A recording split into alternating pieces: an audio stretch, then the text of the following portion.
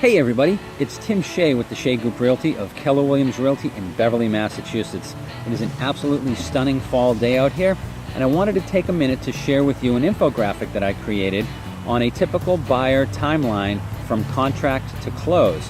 Some of you may be experienced buyers out there and haven't revisited this process in a long time and would like to, and some of you may be brand new buyers to the marketplace.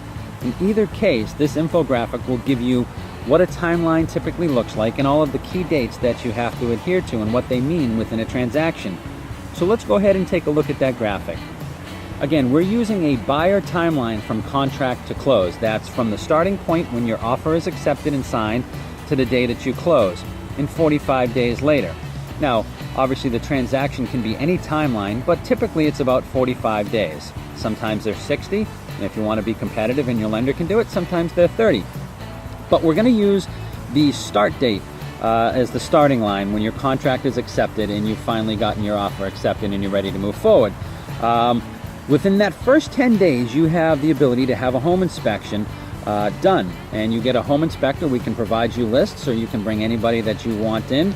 You can also bring in any specialist or any expert in that time to go ahead and specifically kind of take a look at certain issues in the property, whether it's an HVAC specialist, or a structural engineer. But you should take that opportunity to have a home inspection done, and this is where a home inspector will take a look at a property and tell you the good, the bad, and hopefully not the ugly that are wrong with the property. It's your ability to go ahead and just get an idea of whether you've purchased a clunker or there's a property that has a lot of hidden issues. From this report, you're able to do a multitude of things. One, you can move forward with no foul and move to the next stage in your transaction. You could use the report and use it to renegotiate some key things that were detailed on that report. If there are things that you say have to be fixed, you can ask the sellers to either fix those or potentially state in lieu of fixing them that you'd like either a closing cost credit equal to the amount of those repairs or a reduction in the purchase price. Or you can go ahead and use that report as justification to walk away from the transaction because maybe it's just too much that you are undertaking, and the report identified that for you. So you can use that opportunity to remove yourself from the transaction and get your first deposit back. Assuming that's okay, the next phase we move to is the signing of the purchase and sale. And this is a more formal creation of the contract to purchase. And that is from the start date. It's typically 14 days out from that start date. So we're always going back to that start date. Your home inspection is 10 days within the first 10 days of that start date. Your purchase and sale is then 14 days out from that start date. This is where, again, the more formal creation of the contract to purchase is created. Typically, you'll have attorneys involved to review it and add any addendums in, and also specifically any issues that are identified during home inspection. These will be included in the purchase and sale. So once that's done, that's also when your second deposit is due, and 9 times out of 10 it's going to be due in the form of a bank certified check. And that deposit is the remainder of any amount that you put in your offer to purchase up to 5%. You typically don't put more than 5% within your first and second deposits, just from a liability standpoint. You can certainly put down more because you'll see exactly how much you're going to be financing. So if you had 20%, we'd stipulate that later down in the contract, so any sellers would know that you're planning on putting more money down. And you could always put more money down if you wanted to at the closing table to limit your loan amounts.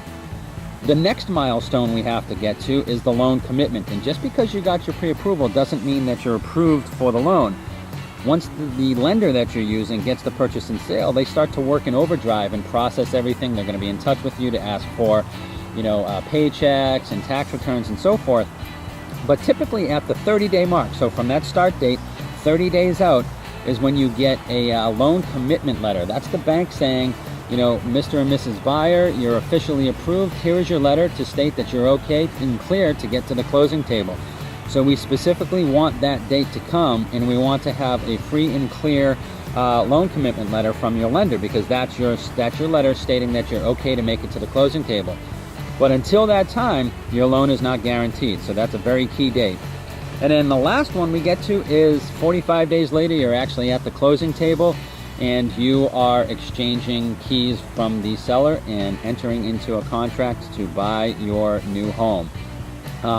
The only other thing you do right before that close is, with your buyer's agent, you will go in typically 24 hours prior to the close to take a final walkthrough on that property and make sure that, you know, in the interim, while you were processing your loan and waiting for your loan to get approved, that the property itself didn't get damaged or vandalized or any holes, and that it was in the condition that you expected it to be in.